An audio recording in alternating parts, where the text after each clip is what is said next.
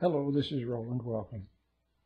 Today I just want to mention again the beautiful translation of the Sermon on the Mount, which you can find in the Khabouris manuscript.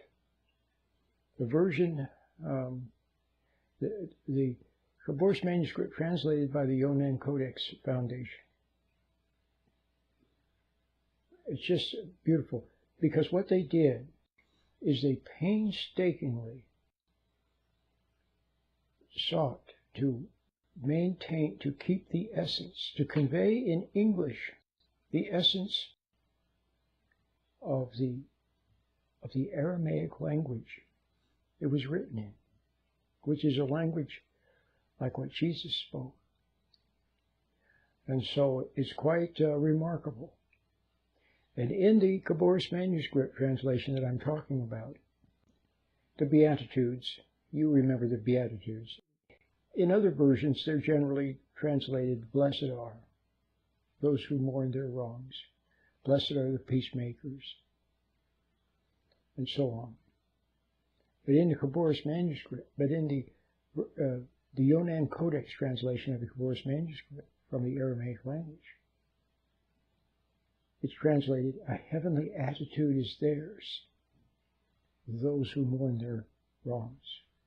A heavenly attitude is theirs, they who hunger and thirst after justness. So a heavenly attitude, and it also at another place it says, Christ says, a heavenly state. So this heavenly attitude leads to a heavenly state. And what I've been trying to convey to you in the last several videos that I've made is that you need this heavenly state of mind, this heavenly attitude and heavenly state of mind. It's what you need. Christ spoke of it. And you need that, but you don't have it now.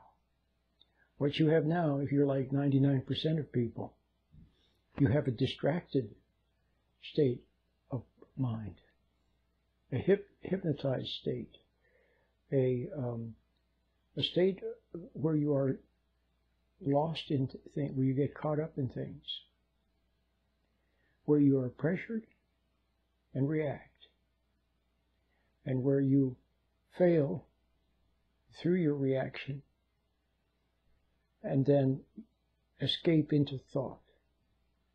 And it's become a lifelong habit to escape into thought and to escape into fantasy and imagination.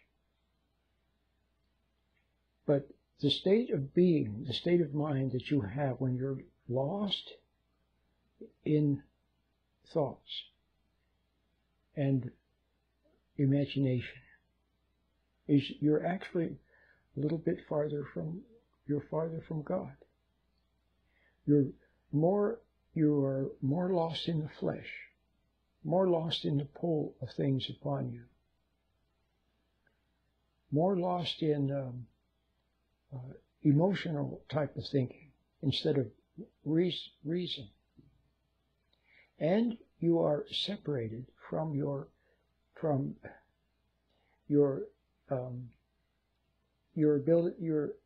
ability to do a reality check. You're not totally separated from it, but it can lead to that. If you're just in a light trance and you're a little bit distracted, you're thinking about something, and then you still can do a reality check.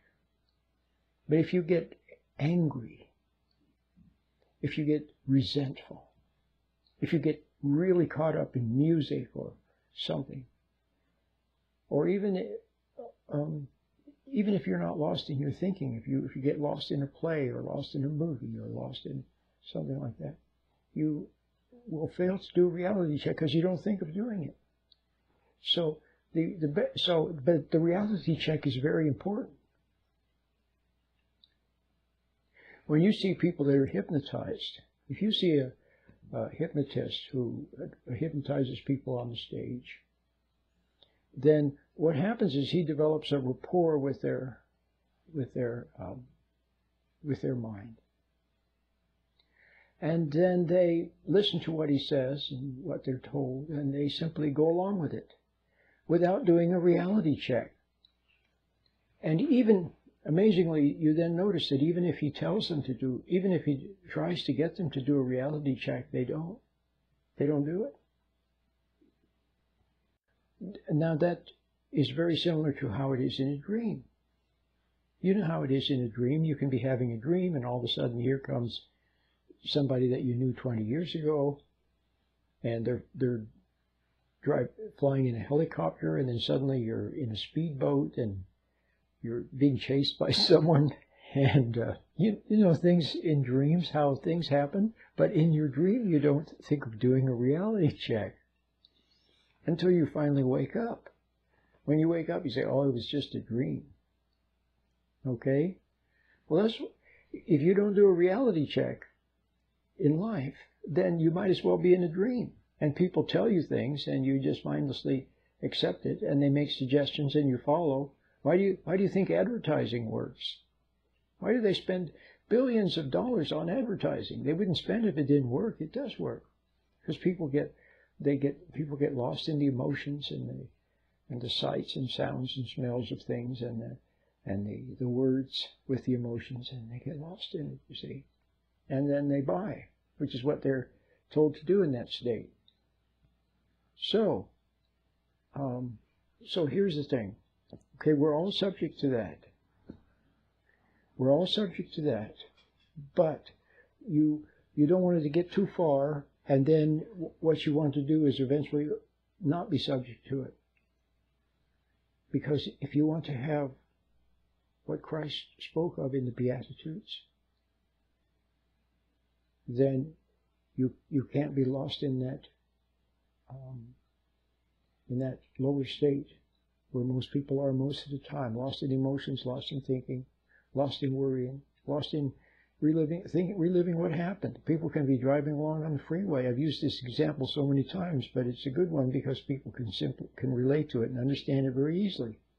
You can be driving home from work and thinking about what happened at work. And you get so lost in thinking about it, you drive right past your exit. Okay. So, you have to pull out. You have to snap out. Snap out. And another situation that is akin to the ones I've been speaking of is when you're resentful. When you're very resentful. Or it doesn't have to be very resentful, just resentful. You get lost in this dark mood, lost in your thoughts, thinking about what he said or what she said and what you're going to do and how you're going to get even and why, having all kinds of negative thoughts.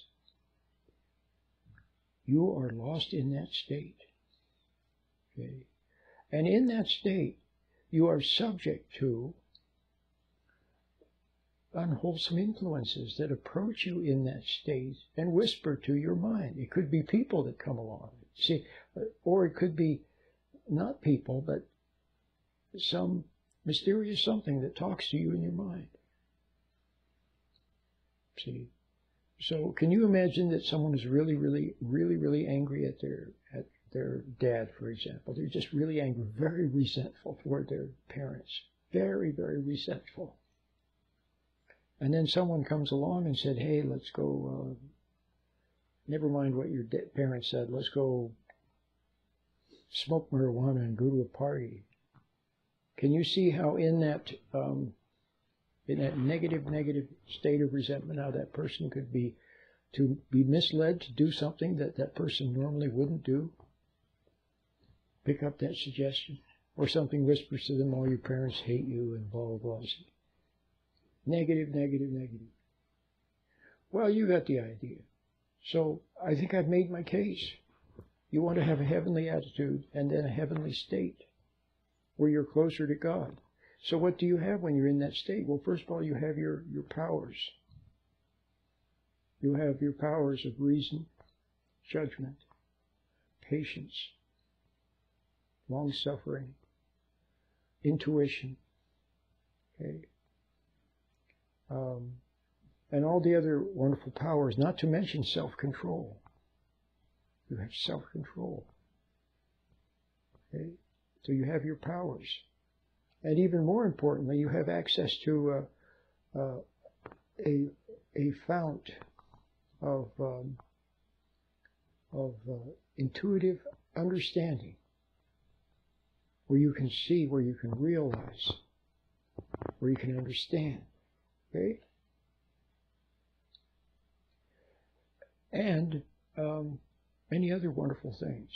Plus that state, when you're in that state, and you're reasonable and calm, and you have a twinkle in your eye, and you're not resentful, and you don't resent other people. Okay? So you have self-control then, don't you? You can look at a situation objectively, and you're not angry, you're not upset. See? Well, there's joys that come along with that. It's a nice feeling to not be upset, to not be angry, to not be negative, to be in control. Okay? That's very nice. Now you all know that we can often be in control when we're at work. At work, you can look at things objectively. If a customer brings an issue, then you look at it rationally, how to solve the customer's issue. But when you get home, then it's different, isn't it? Then you become subjective. You get angry at your kids, impatient toward your kids, resentful toward your partner. You see what I mean? And so when you are becoming those, then you fall into that lower state that I was talking about. So what I'm making you aware of the fact that the lower state is not a good place to be, and that you need to snap out. Now, amazingly, there is a little space.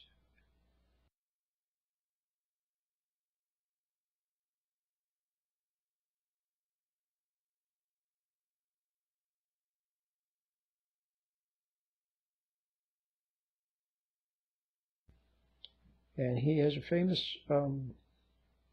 little saying somewhere where he said that just before the action, or the reaction, just before the reaction, there's a little space.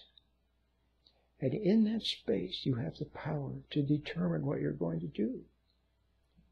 So when you can stand back, instead of falling into thoughts, into emotions, into fantasy, into negativity, if you're standing back just a little bit, and then when something comes along, instead of falling into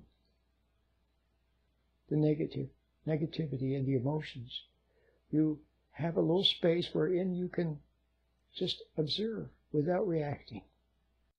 Okay? It's very beautiful, but it's very powerful. Okay? So you need to find that objective stance, that heavenly attitude and heavenly state Christ spoke of. You need to find that and hang on to it. And as you can imagine, what pulls you away from it more than anything else, you know what it is? Resentment. Resentment pulls you away from the heavenly state and pulls you into the negative, emotional one of compulsive and incessant thinking, negative thinking, and emotions. So there's resentment, anger. But resentment is one you really have to watch out for. Okay? So I've made you aware of the fact that you have a tendency to fall too much into this lower way of being. Okay? And that you need to learn how to stand back from it. And then I also always mention my little meditation that I made, which is for the purpose of helping you to stand back, to get out, to snap out of the negative state, instead of being lost into thought, to observe the thought. Okay? And so the meditation could be very helpful in that regard. My name is Roland.